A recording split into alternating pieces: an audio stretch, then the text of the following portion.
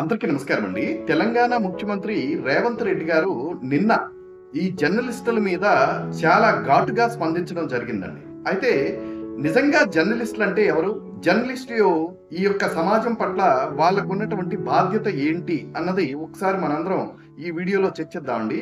ఎందుకంటే సమాజం credible information ఇవ్వగలిగినటువంటి వ్యక్తి జర్నలిస్ట్ అండి. ఎందుకంటే భారత రాజ్యాంగంలో కూడా భావ ప్రకటన స్వేచ్ఛ ఉంది. ప్రతి ఒక్కరు కూడా తమ యొక్క భావాలను నిర్భయంగా మనం బయట పెట్టొచ్చు, చెప్పొచ్చు. కాకపోతే ఇది ఎలా ఉందంటే ఇప్పుడు మీడియా పరిస్థితి ఎంత ఘోరమైనటువంటి అనుచిత వ్యాఖ్యలు చేస్తున్నారో ఒకసారి మనందరం కూడా చూస్తున్నాం ప్రతిరోజు కూడా.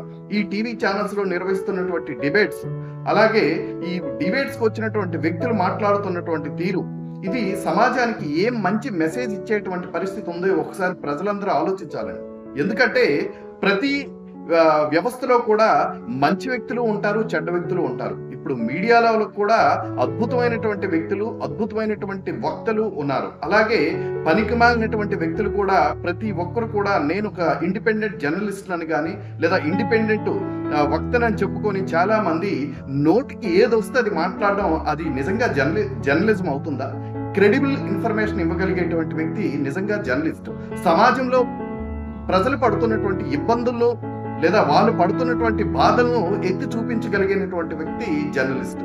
అంతేకాకుండా రాజకీయ నాయకులకి తొత్తులుగా వ్యవహరిస్తున్నటువంటి చాలా యూట్యూబ్ ఛానల్స్ అండి. నిజంగా పుట్టగొడుగుల్లా పుట్టుకొచ్చినటువంటి యూట్యూబ్ ఛానల్స్ ఇది సమాజానికి మంచి చేయడం పక్కన పెడితే ఎంతో చెడు చేస్తున్నాయండి. చాలా యూట్యూబ్ ఛానల్స్ చూడండి, నిజంగా తమ్నైల్ చూస్తే ఎంత బాధ అనిపిస్తుందంటే నోటికి ఏదొస్తే అది తమ్నైల్ పెట్టడం, నోటికి ఏదొస్తుంది. యూట్యూబ్ ఛానల్స్ లోను మెయిన్ స్ట్రీమ్ ఛానల్స్ లో కూడా ఇదే ధోరణి కనిపిస్తుందండి. దీన్ని నిజంగా క్రెడిబుల్ ఇన్ఫర్మేషన్ ఇవ్వగలిగేటువంటి ఛానల్స్, చాలా ఉన్నతమైనటువంటి విలువలు కలిగినటువంటి వ్యక్తులు మీడియాలో ఎంతో మంది గౌరవప్రదమైనటువంటి స్థానంలో ఉన్నటువంటి వ్యక్తుల గురించి నేను మాట్లాడడం లేదు. కానీ ఈ చిన్న చిన్న యూట్యూబ్ ఛానల్ పెట్టుకొని వీళ్ళు నోటికి ఏదొస్తే అది మాట్లాడడం, అది నిజంగా జర్నలిజం అవుతుందా? రేవంత్ రెడ్డి గారు చేసినటువంటి ఆవేదన ఏమాత్రం కూడా తప్పు లేదన్నది నా అభిప్రాయం అండి.